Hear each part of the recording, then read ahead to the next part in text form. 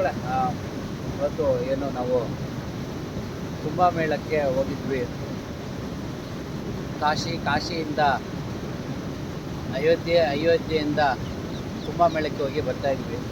ಬರುವ ಜಾಗದಲ್ಲಿ ಮಹಾರಾಷ್ಟ್ರ ಅಂತರದಲ್ಲಿದ್ದಾಗ ಒಂದು ಟನಲ್ನ ನೀರು ಹರಿತಾ ಇತ್ತು. ಹಾಗಾಗಿ ದಿನನಿತ್ಯದ ಕರ್ಮಗಳನ್ನ ಕಳ್ಕೊಳ್ಳಿಕ್ಕೆ ಅಂತ ಬಂದ್ವಿ.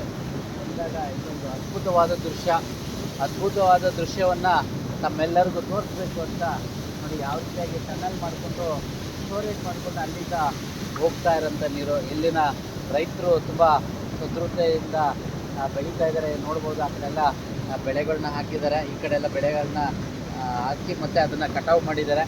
ಯಾವ ರೀತಿಯಾಗಿದೆ ಅನ್ನೋದನ್ನು ನೋಡಿ.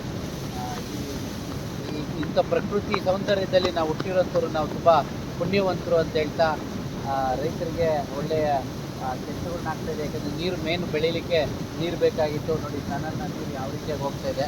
ನೀವು ಒಂದ್ಸರಿ ದೃಶ್ಯಾವಳಿಯನ್ನು ನೋಡ್ಬೋದು, ಯಾವ ರೀತಿಯಾಗಿ ಏನು ಹರಿತಾ ಇದೆ, ಯಾವ ರೀತಿಯಾಗಿ ಅದರ ಸೌಂಡು ಎಫೆಕ್ಟ್ ಯಾವ ರೀತಿಯಾಗಿ ಧುಮುಕ್ತಾ ಇದೆ ನೀರು ಅಂತ ಕಾರಂಜಿಯಾಗಿ.